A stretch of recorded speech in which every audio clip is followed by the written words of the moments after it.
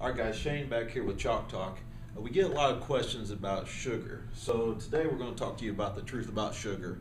What's the deal with sugar anyway? Should we eat it? Should we not eat it? Should we count how many grams we have per meal? What types of sugars are good for us, bad for us? We hear all sorts of stuff out there in the media, on television, on talk shows, on the news. It gets very, very confusing on what to do. And I wanted to just set the record straight on what sugar is and how we should look at eating and breaking up the day and worrying about what you should really worry about and leave the rest to not overcomplicating your day. So what is sugar? What is sugar anyway? Okay, there's a couple different types of sugar. There's sugar that occurs naturally in some foods, like milk, which has lactose in it, honey, and fruits. Then there's table sugar and added sugar. The syrups, like the high fructose corn syrup, stuff added to foods to make them taste sweeter. What's the difference in your body? Okay, when it comes down to it, there's complex sugars that take longer to digest, and there's sugars that are simple that digest quickly.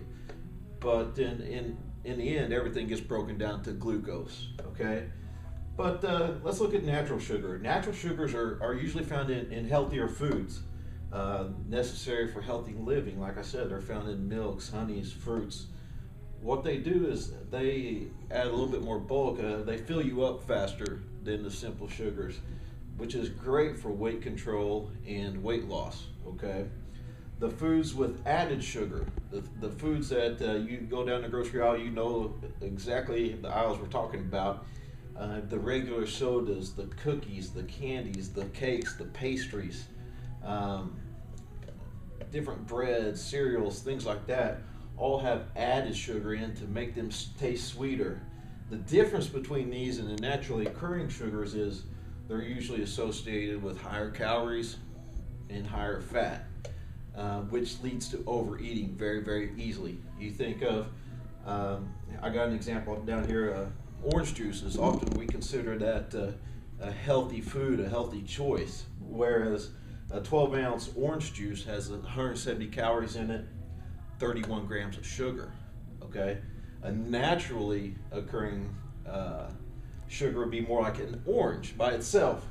A medium-sized to large-sized orange has 60 calories in it, only 12 grams of sugar.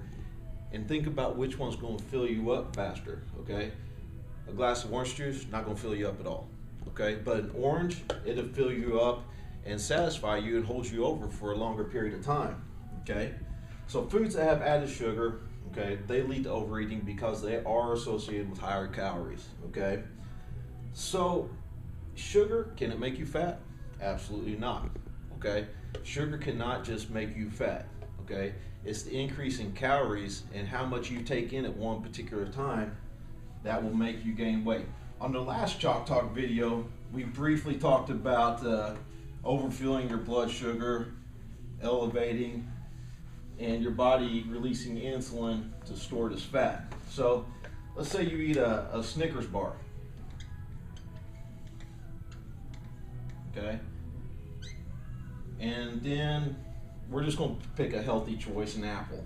Okay, for an example. Okay, we're going to draw blood vessels here. Now a Snickers, it might have 200 calories in it.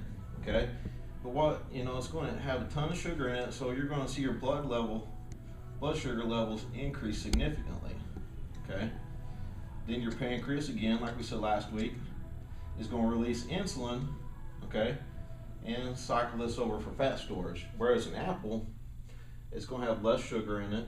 It's going to be more fulfilling, and your body's able to convert this to energy right then and use it as an instant fuel source. Okay, also think of it like this: where do I get more bangs for my buck? A naturally occurring sugars, lower calories, so we can eat more of them. We eat more volume of food throughout the day, so making better choices throughout the day, you get to eat more food by the end of the day. You live your day off regular sodas, candy, simple carbohydrates, pastries, cakes, things like that. You don't get to eat nearly as much. Okay, so do we need to watch sugar intake? don't overcomplicate it. Watch total calories. The only reason we would need to watch sugar intake is if we're extremely overweight or have high triglycerides or are diabetic. Other than that, choose foods that are more wholesome, more fulfilling, okay, and they'll be lower in sugar, like the milks, the honeys, the fruits, as opposed to the stuff with added sugar. It means man has actually added it to it to make it taste better, okay? And that will save you on your daily calorie intake and keep you from overeating, okay? That's sugar simplified for you guys. Thanks for this edition of Chalk Talk.